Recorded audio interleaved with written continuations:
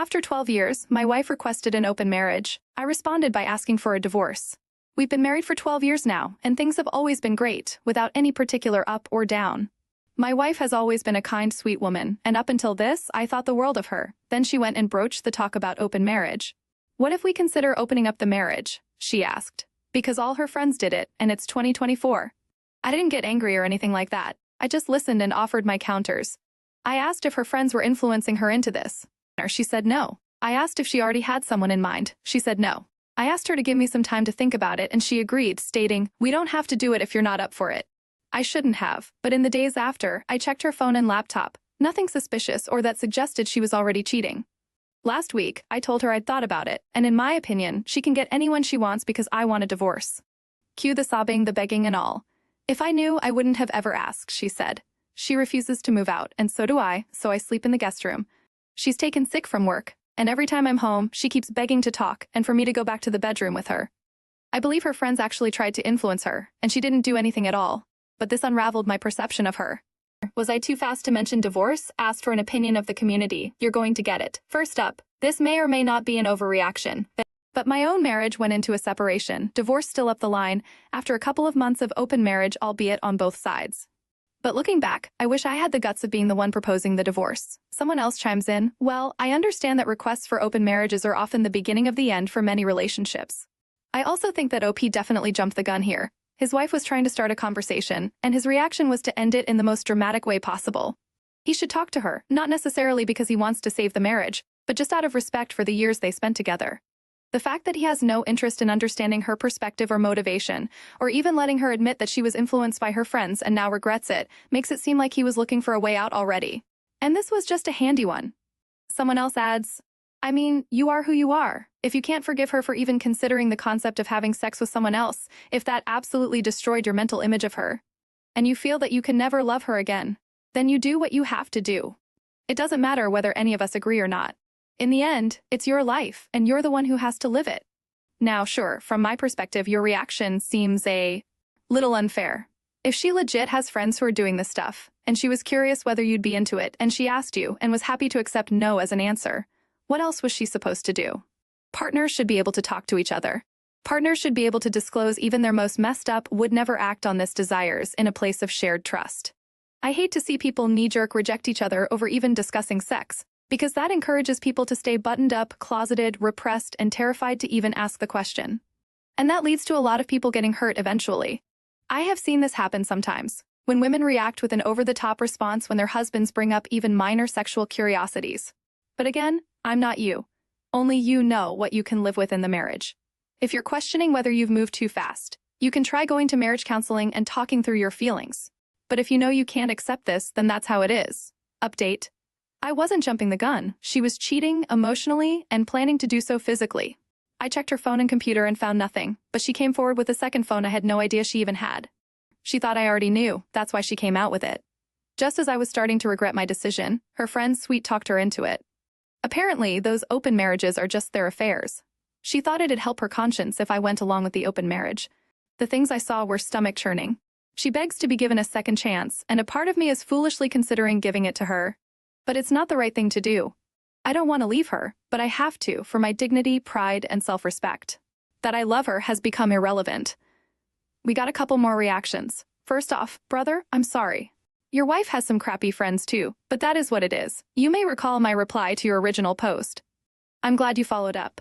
I agree with you, you have to bail. If you stay at this point, she will do whatever she wants. Hell, she already was. The next person says, man, I am sorry. This was me to a certain extent. My husband asked for an open marriage, caught him in an emotional affair. Jury's out if it was physical until I caught him. We are in the process of getting a divorce. Our hearing date is in May, so all will be behind me soon. Long story short, I know how you are feeling, and it sucks. It has gotten a lot easier and better for me as of late, if that makes you feel any better. Whoa, discovering a second phone is like finding a cockroach infestation in your marriage. You squish one, and then suddenly there's a whole colony you didn't even know about.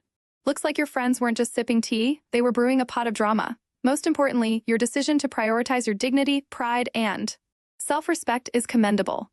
It's not easy to walk away from your relationship, especially after investing so much time and emotion into it. But ultimately, staying in a situation that undermines your sense of self-worth would only prolong the pain. And honestly, if she's doing this to you after 12 years, she's no longer that person you married. What do you think? Would you have asked for a divorce right away? Why are I not up next? OP shines a light on their journey, embracing the power of vulnerability and showing others that they're not alone. Feeling surprisingly better despite pretty fresh wounds. Most of the posts on this sub are understandably and rightfully tragic stories. Mine is one of them, though I've noticed a shift in my mood this last week or so. And I wanted to share in case anyone else is also in the thick of it and feeling lost. Post history explains some background, but basically, I thought I was in an incredibly secure, safe, loving marriage just 2 months ago. 5 years married, my husband turned on me out of nowhere and says he hasn't been happy for a while, despite never acting like it or confronting me. He spent the next 6 weeks effectively phasing me out and increasing activity with the affair partner, which I knew about all along, but he thought he was hiding it. It's been almost 3 weeks since he asked for the separation, which prompted me to confront him on cheating. It's been a little less than 3 weeks since he's last lived in the house with me normally, and it's been almost 2 weeks since I've last seen him. I'm in the house, and he's in a short-term corporate apartment type place. I could barely eat for the whole month of November, but a week ago my appetite genuinely returned. I don't wake up in the middle of the night and start panicking or wallowing about my situation anymore. The constant pit in my stomach seems much lighter in the last few days, and I haven't had a really good cry in a few days either. What changed? I've been leaning on my support system hard and putting myself out there. Last week, I spent each night talking to a different friend on the phone for like 2 hours each.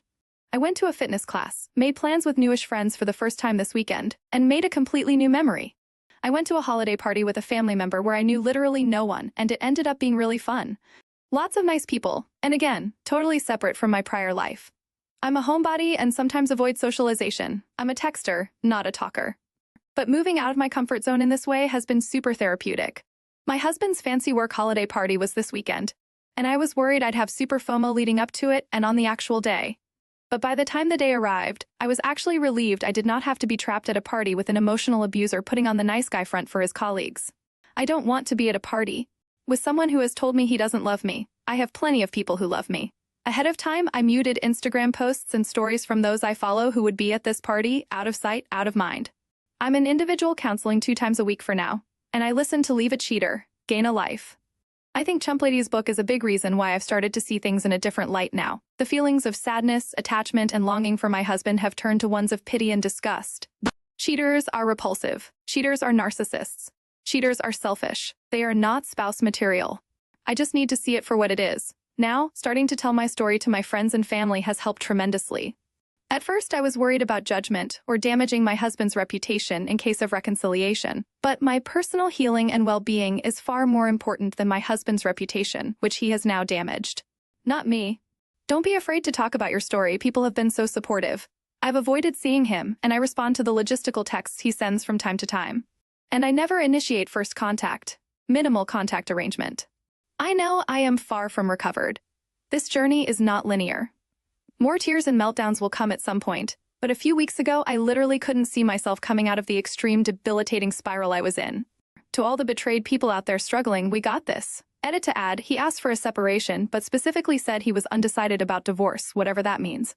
I don't feel pressured to make any moves right away, because I need to prioritize my health and well-being first. I have a lawyer in mind if I need one. Well, if there's one thing worse than a bad breakup, it's a bad breakup with a side of betrayal, and it seems right. It's like winning the lottery of emotional trauma. But hey, silver lining alert, looks like you're starting to see the light at the end of the my husband's a cheating narcissist tunnel.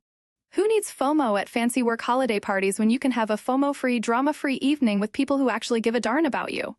It's not your fault he decided to throw your marriage into the garbage disposal of infidelity. So here's to you, OP, for navigating the treacherous waters of separation with grace and resilience. Remember, the road to recovery may be bumpy, but as long as you keep putting one foot in front of the other, you'll come out on the other side stronger and wiser than ever before. You got this.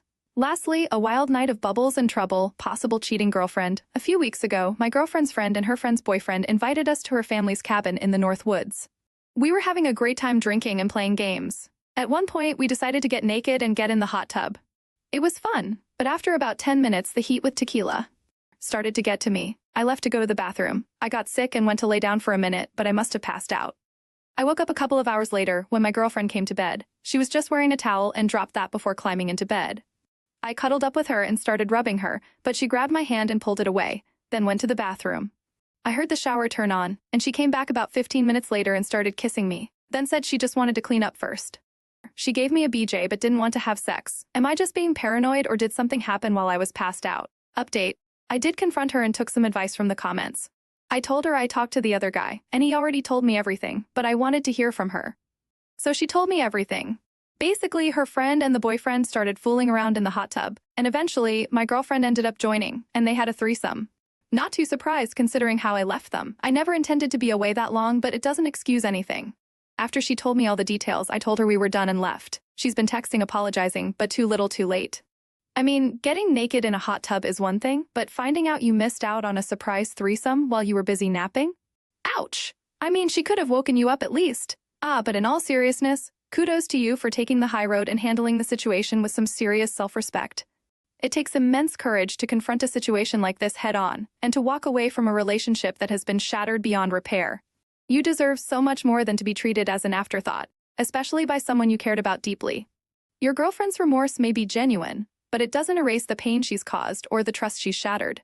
It doesn't magically turn back time and undo the hurt you've endured. And who's to say this has been the first time she's ever taken part in steamy hot tub romps? Thoughts? Thank you for joining us today. Be sure to like, subscribe, and hit that notification bell so you don't miss out on our next video. Until next time.